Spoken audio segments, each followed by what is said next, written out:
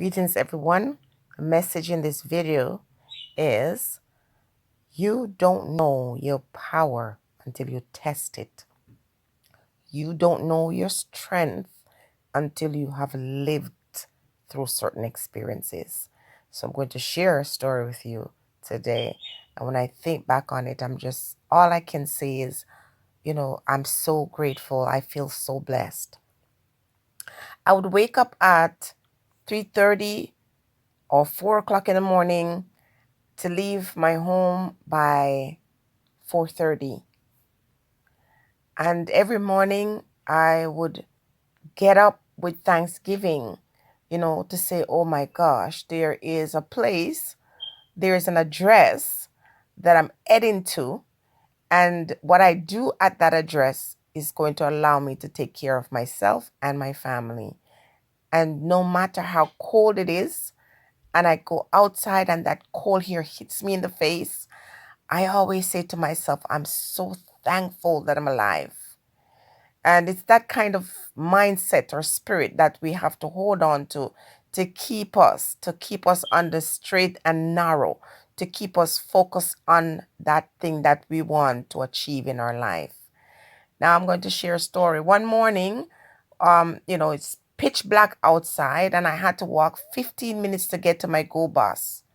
I take the go bus for 1 hour to Toronto, and then I take the train for another maybe 20 minutes, and then I take another hour bus to get to work. And so that morning when I was walking through the mall, because it was a shortcut to get to where the go bus was, I sensed someone following me. I could feel like someone was behind me. And of course, my guides are always with me. And so I kind of glanced over my shoulder, and sure enough, it was a man. Just imagine walking in a mall where there are not a lot of housing or, people around that if I were to scream, they would hear me, and finding out that someone is following me. I took my phone out and pretended as if I was speaking to someone, and I start telling the invisible person on the other end of the phone that I was running late because I forgot to pack my tool. And the person, is talking back to me, and I'm having a real conversation with this pretend person on the phone.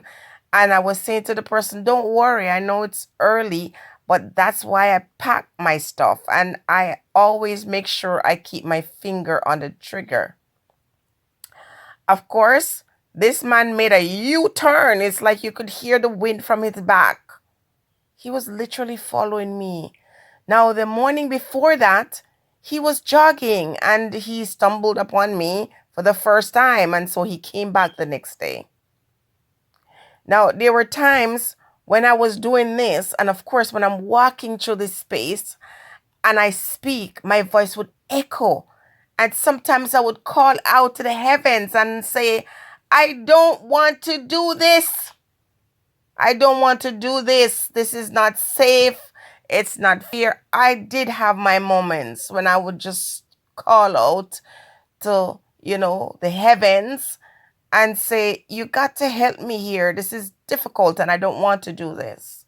Because I'm not going to tell anybody that I was always happy and, motivated to be getting up so early and to do this thing. But what I had to do, I had no choice. My family depended on me. And there was a time when I was saying, I don't want to do this anymore. It's not safe. I'm just scared. And even though you're pulling those hours and putting in the work, when you look, you're always pinching pennies. But I remember one morning I challenged those of you who feel like, oh, I question God, I shouldn't. I talk to my God. And if I'm displeased, I state it clearly. But I always have an answer. An answer always comes. And this particular morning after, I pretend like I was, the big boss and, the general, and some guy took off because he thought my finger was on the trigger, and I was saying, I'm not doing this anymore. That's it. I'm done. And I remember I heard this in my spirit. The greater the whirlwind, or the stronger the whirlwind, the greater the change. And I heard another time, you have no choice. You have to do this. When I heard that in my spirit, I didn't complain anymore. I just did what I needed to do. And I continued to put in the work and to pretty much, maintain a relationship from a distance and doing what I needed to do to keep my family happy. I'm saying this to say to you this morning who is saying, what is wrong with me? Why is nothing, working out for me? I'm not a bad person. And you push yourself to the limit. And when you look, folks who do not even try, you see them pass you. Don't pay attention to that. Don't watch other person's progress, what they're doing. Just focus on what you need to do. And if it means that it's overwhelming when you look way ahead, then stop doing that. Take it one day at a time. One day at a time. When I was very young, a lot of people that I knew, they weren't working. They stayed home.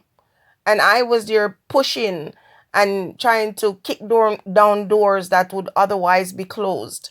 And I was, putting in the work, and people were resting, people were enjoying the freedom to stay home. I was out there pushing and pushing. I never stopped.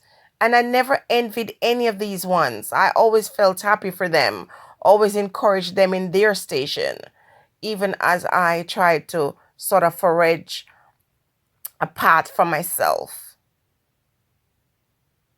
And the tables are turned now, because a lot of people I know that stayed home back then, they're going to school or they're pursuing education. I did it when I was young.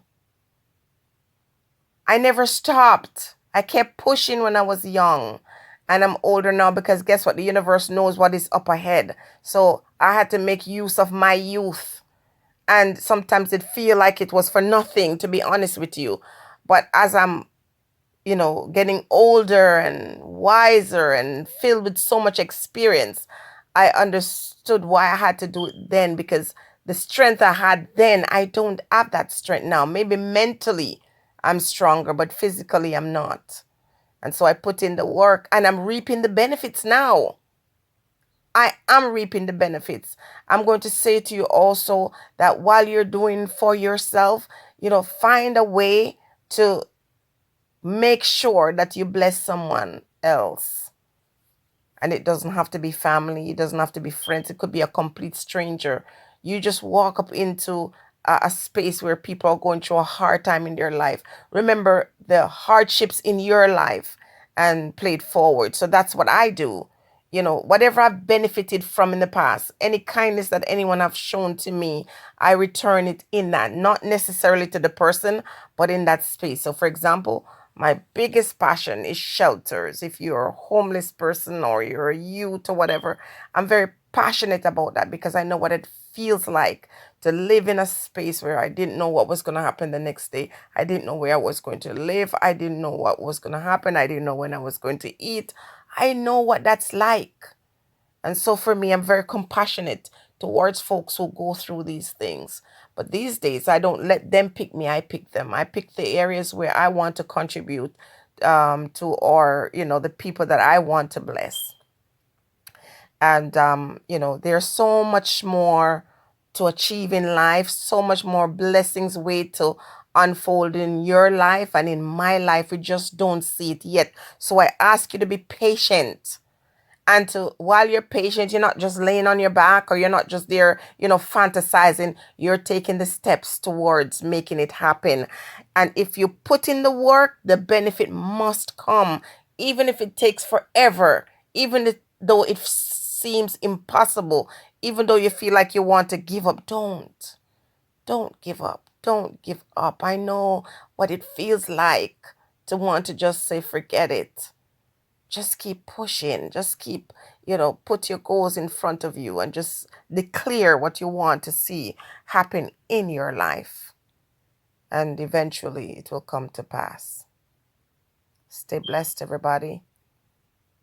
Keep faith. Work towards what you want. Have a wonderful, blessed day.